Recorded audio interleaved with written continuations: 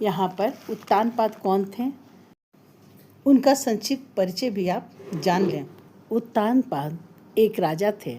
उनकी 2 रानियाँ थीं, सुनीति और सुरुचि। सुनीति का पुत्र था ध्रुव और सुरुचि का पुत्र था उत्तम। राजा उत्तानपाद सुरुचि को अधिक प्रेम करते थे, इसलिए ध्रुव की उपेक्षा होती थी। एक दिन बालक ध्रुव अपने पिता की गोद में बैठना चाहता था, लेकिन सुरुचि ने उसे रोक दिया और कहा, अगर गोद में बैठना है तो पहले मेरे गर्भ से जन्म लो। यह बात ध्रुव के हृदय को बहुत दुखी कर गई। वह अपनी माँ सुनीति के पास गया।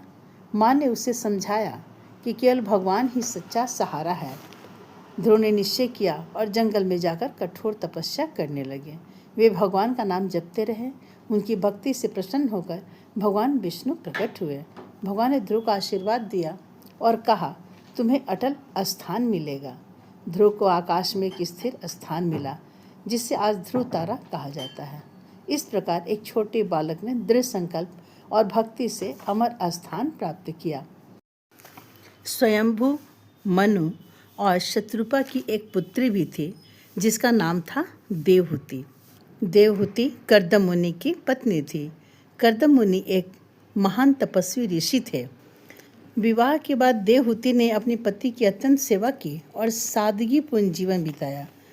उनकी सेवा और समर्पण से प्रसन्न होकर कर्दम मुनि ने योग बल से एक दिव्य विमान महल जैसा उत्पन्न किया और देवहूति को सुख सुविधाएं दी।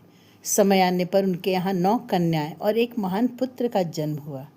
कपिल मुनि, जो भगवान विष्णु के अवतार माने जाते हैं,